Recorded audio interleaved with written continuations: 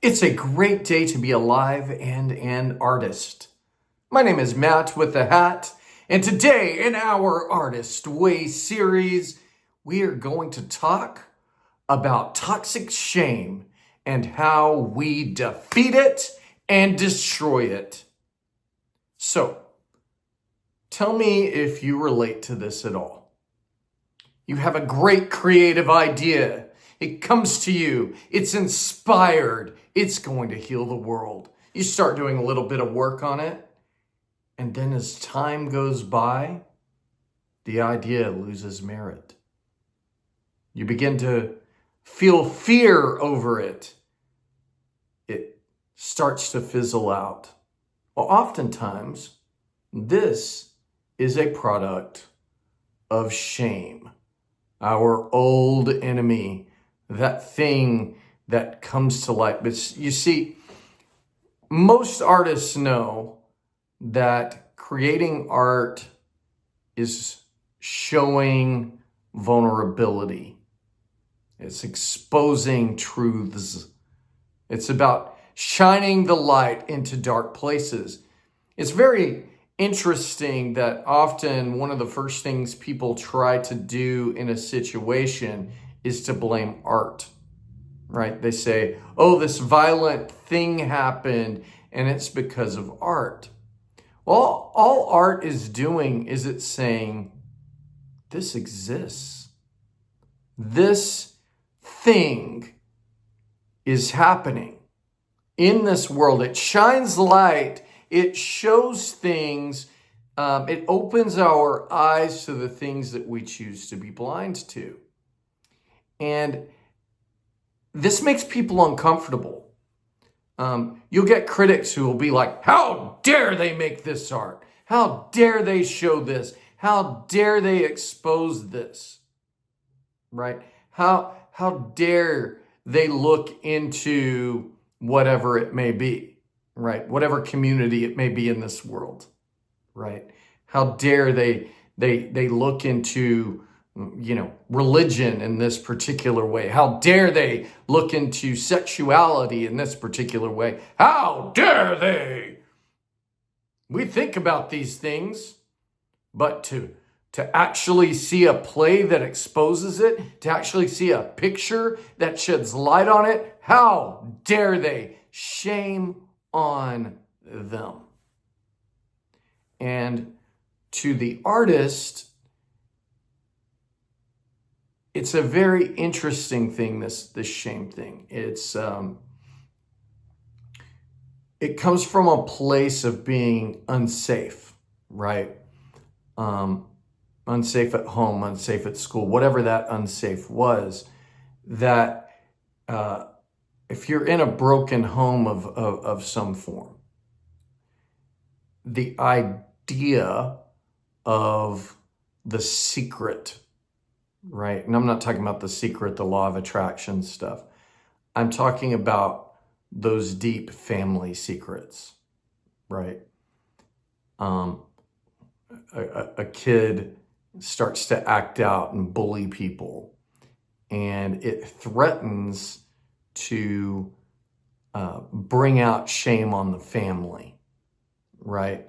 So someone's bullying people, and people start to think, is this kid from a troubled home? Most likely, yeah. But the family starts to go, shame on that kid for bringing shame on us, when really that acting out is saying, hey, there's a problem here. Hey, we need to help. We need to do something, right? And so the secret is protected by all the people around to keep that person quiet. And therefore, when we've got toxic shame involved with art, what happens is the person, the normal, regular, lovely artist begins to tell truths, begins to reveal secrets, begins to show the world for how she or he sees it, begins to shine light in those dark places. And then the shame creeps in and says, you shouldn't tell that secret. People won't like you. They will stop loving you. And this shame creates paralysis, right? And that paralysis keeps us from telling the truth because we fear that people will treat us like our family did. We fear that all of these things will coalesce and people will hate us literally for creating art. So one of the things that I definitely want to say is if you've got a lot of people hating you for creating art, good job, right? Because it means your art is saying something. It is great for people to say, how dare they imply this, right? How dare they tell a story that looks at a certain community in a positive way? Maybe it's a Christian community, and other artists shame you for showing the positives in a Christian community. Maybe it's the opposite. Maybe you're showing the queer community in a positive way. It could be a million different things. How dare they? How dare they? Right? And so I do want to say if people are angry at your art, you might be doing the right thing. If people are uncomfortable with your art, you might be doing the right thing. And so this shame starts to hit, right? You're telling the secret, you're exposing the secret. People may get angry, people may get upset, and we begin to shut down.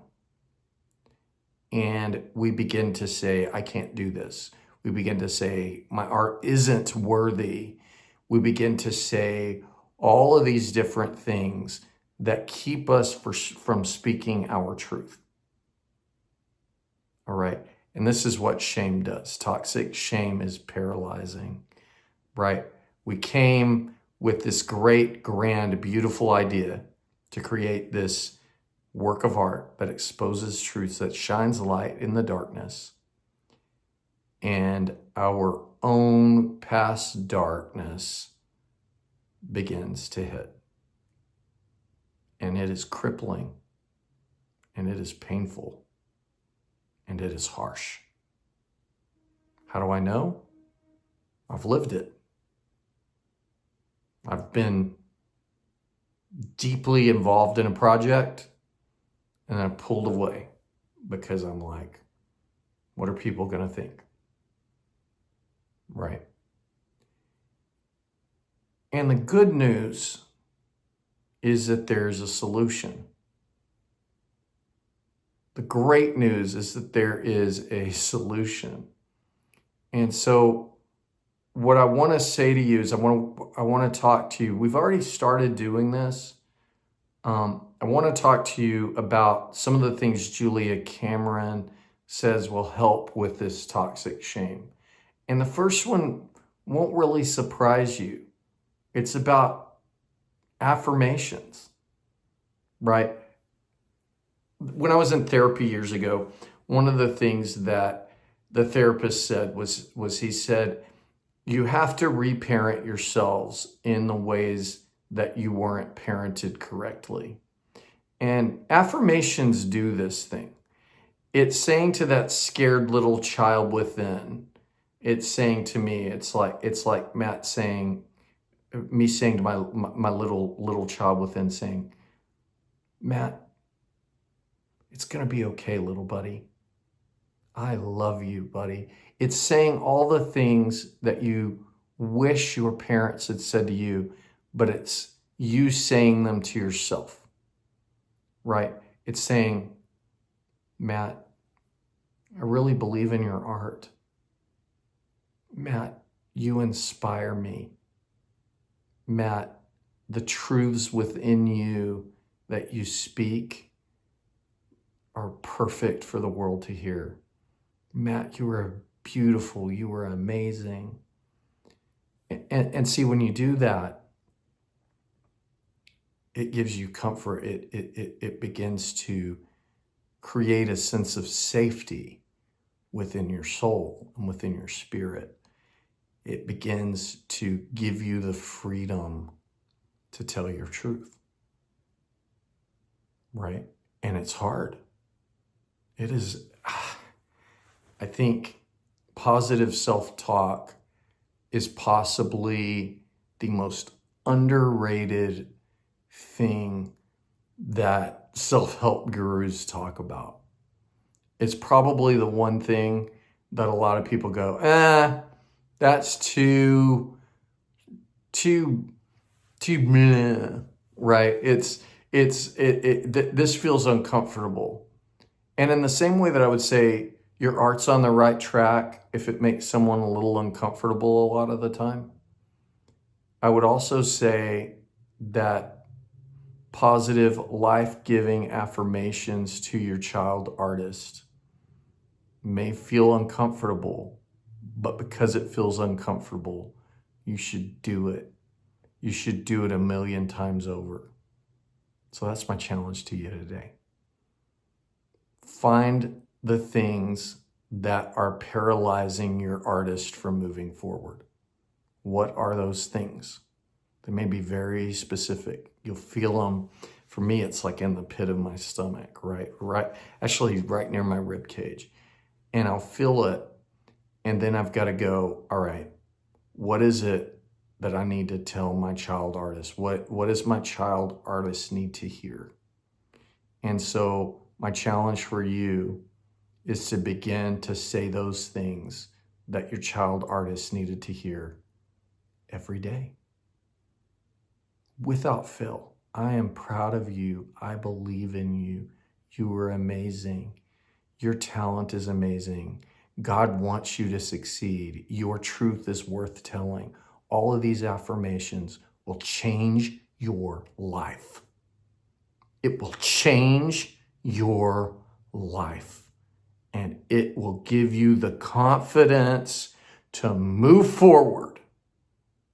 And it will give you safety to continue creating. I hope that this is helpful to you.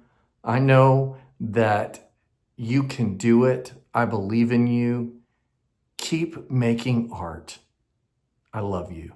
Have a beautiful evening.